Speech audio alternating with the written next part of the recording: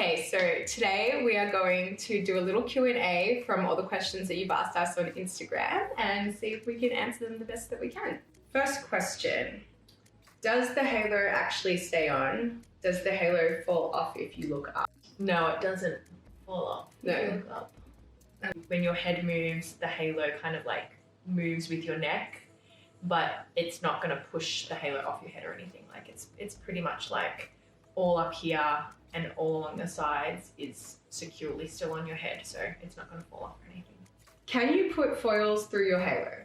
Yeah, not bleaching highlights. Yeah, stay away from bleach, 100%. I have a thick halo. Can I have my hairdressers thin it out? Yeah, for sure. Just be very careful that they don't thin it out too much because then it defeats the purpose. So why would someone want to thin out the thick halo?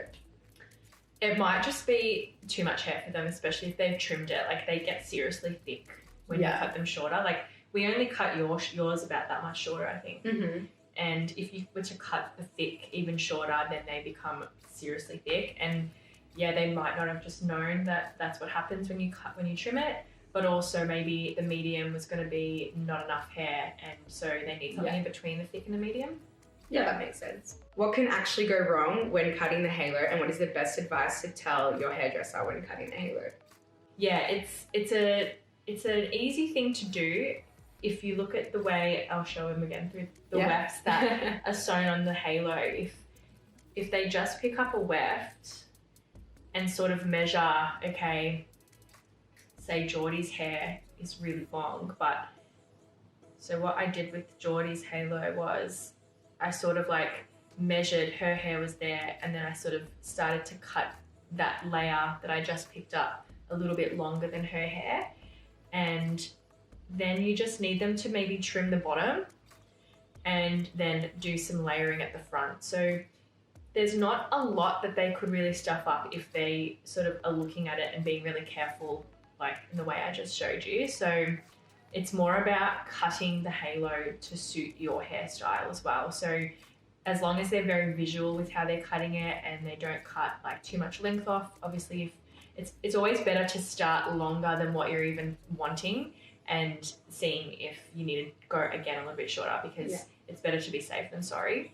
And we also do have a video on our YouTube channel about how to cut the halo. So if you are a little bit nervous, you could always show your hairdresser our video, which I will pop in the corner. I'm scared halo extensions won't blend with my short blunt hair when straight. What do you think about that? Yeah, so it's probably not going to work straight, but it could work if you were to wave it and then cut your halo to look like it's a part of your hairstyle. What I've done with my hair today is I've like gotten the straightener and just sort of like curved the ends of my layers in so that it gives it a little bit more movement and so that it's not super dead straight.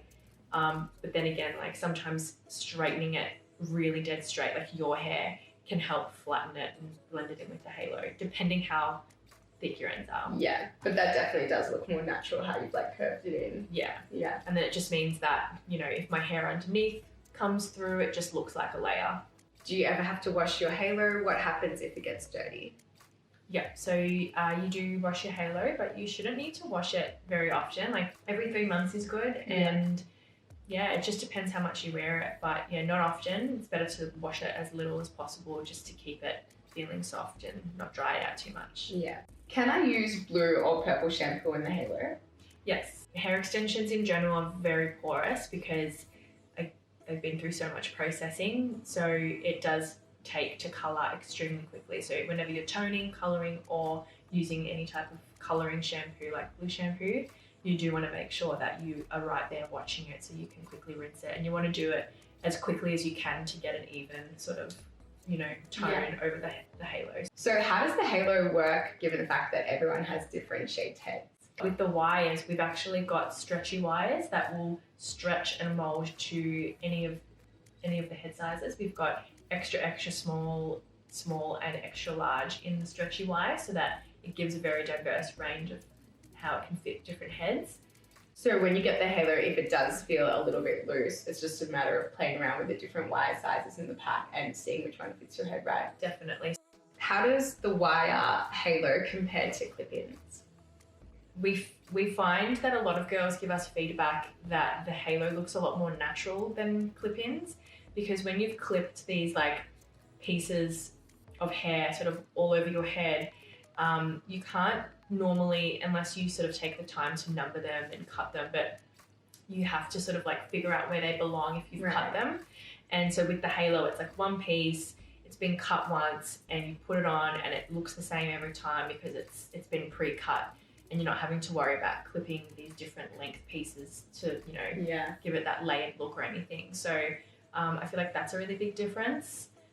The main difference is probably the fact that it's really quick too. Like it takes seconds to put on, seconds to take off. Thanks for watching, guys. If you like this video, don't forget to give it a thumbs up. And if you have any more questions for us, comment below or give us a DM on Instagram. And don't forget to subscribe to our channel. Bye.